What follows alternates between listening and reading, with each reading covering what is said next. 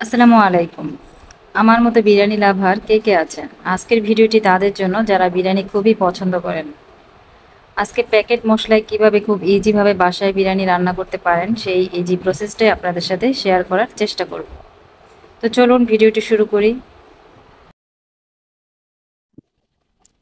তো হাঁড়িতে এখন তেল গরম করে নিচ্ছে, আর তেলটা গরম হয়ে আসলে এতে আমি পেঁয়াজ কুচিগুলি দিয়ে দিব। বিরিয়ানি রান্না করার জন্য এখন এই পেঁয়াজগুলো আমি বেরেস্তা করে নিব।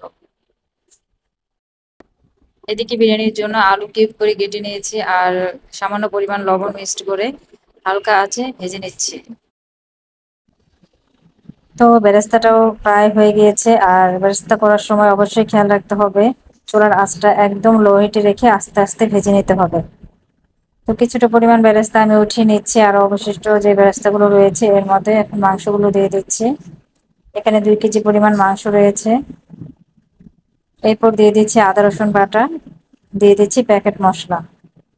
তো প্যাকেট মশলায় বিরিয়ানিটা রান্না করলে বিরিয়ানিটা যেমন পারফেক্ট হয় আর খেতেও ভালো লাগে। আমরা অনেক সময় ব্যস্ততার জন্য বাসায় আসলে মশলা তৈরি করতে পারি না, এক্ষেত্রে প্যাকেট মশলা দিয়ে বিরিয়ানিটা খুব ইজি ভাবে রান্না করে নিতে পারি। এরপর দিয়ে দিচ্ছি ধনিয়া গুঁড়া, জিরা গুঁড়া এবং সাথে কাঁচামরিচ অ্যাড করে দিচ্ছি। তো দিয়ে দিচ্ছি টক দই, আর এই টক দইটা আমি বাসায় তৈরি করে নিয়েছিলাম।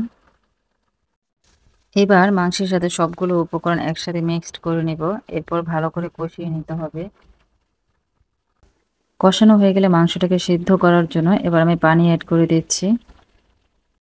তো চুলার আঁচটাকে একদম হাই হিটে রেখে মাংসটাকে সিদ্ধ করে নিতে হবে। এখানে 1 কেজি পরিমাণ চাল নিয়ে নিয়েছি, আর আমি এখানে চিনি গুঁড়ো চালটাই ব্যবহার করেছি। তো মাংসটা রান্নাটা এদিকে রেডি হয়ে গেছে, আর এখন চালগুলো মাংসের মধ্যে দিয়ে আমি ভালো করে এখন কষিয়ে নেব। আর এদিকে যে আলুটা আমি ভেজে নিয়েছি এর মধ্যে দিয়ে দিচ্ছি। এবার মাংসের সাথে চালটাকে ভালোভাবে কষিয়ে নিতে হবে। আর রাইসটা যদি ভালোভাবে কষানো হয় তাহলে বিরিয়ানিটা খুব ঝরঝরে হয়।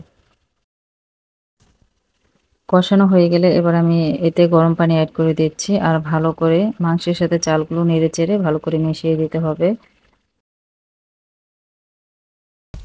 তো 20 মিনিটের মতো জাল করে নিয়েছি, আর রাইসটাকে একদম নরম করা যাবে না। আপনারা দেখতেই পাচ্ছেন রাইসটা একটু শক্ত শক্ত আছে। তো এ পর্যায়ে হাঁড়িটাকে আমি ঢাকনা দিয়ে ঢেকে দেব, আর চুলায় একটা ফ্রাই প্যান বসিয়ে হাঁড়িটাকে এর মধ্যে দিয়ে আধা ঘন্টার মতো একদম লো হিটে রেখে দিতে হবে। এতে করে বিরিয়ানিটাও ঝরঝরে হবে আর টেস্টটাও চমৎকার আসবে।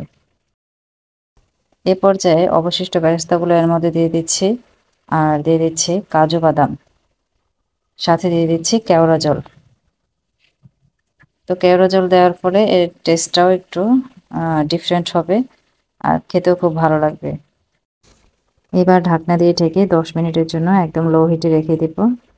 তো 10 মিনিট পর দেখতেই পাচ্ছেন বিরিয়ানিটা একদম পারফেক্ট হয়েছে,